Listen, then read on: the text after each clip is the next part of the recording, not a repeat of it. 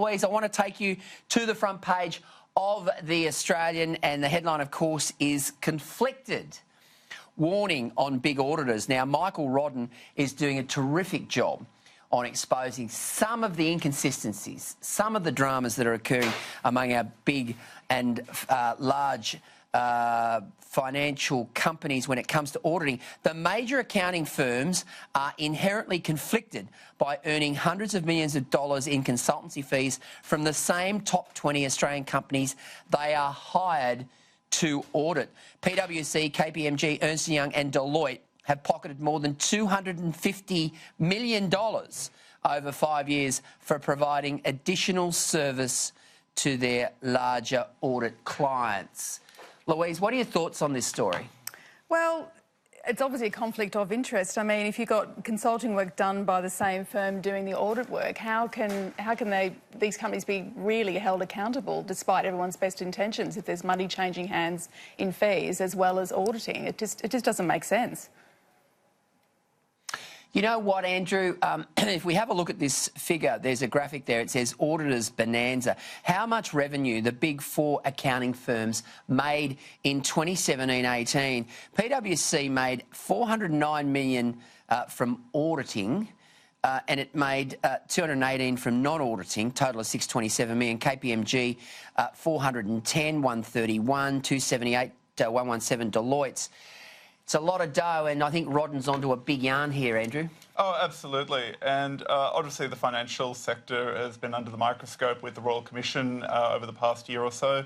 Obviously the public's expressed great doubt and fear over what the financial institutions are actually doing. Obviously this is going to raise further doubts. It's certainly a fascinating story, and there's going to be more to come. Absolutely. Let's stick with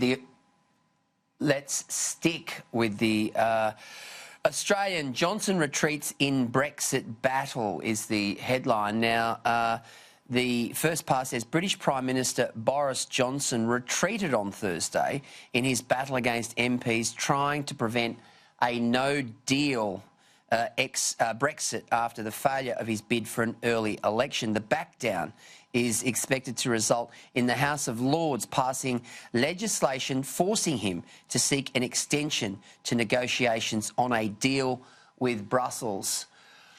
Louise, it just goes from bad to worse over there. I mean, I think a lot of Brits are probably distracting themselves by watching the cricket at the moment.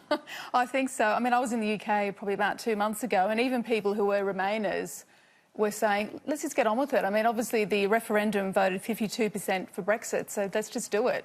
What's the hold-up? And this is really, Peter, a complete failure of the establishment and the elites of just ignoring what the electorate actually want, and just so much red tape. And even with Boris, I think he was trying to hope to really push this forward, and now he can't have his general election. It's just absolute chaos. What a mess. It is a mess. Andrew Potts, what are your thoughts? Are you a Boris Johnson fan? Well, he's certainly a character, and he's certainly one that we're all enjoying in the media, in the sense of there's always a story there. But at the moment, I think it's fair to say that he's got more trouble going on than Flash Gordon. I mean, you know, what can you say? You've lost 21 MPs. His own brother has just quit cabinet as junior minister. He's just lost control of Parliament. Yeah. You know, what are you to do now? Exactly.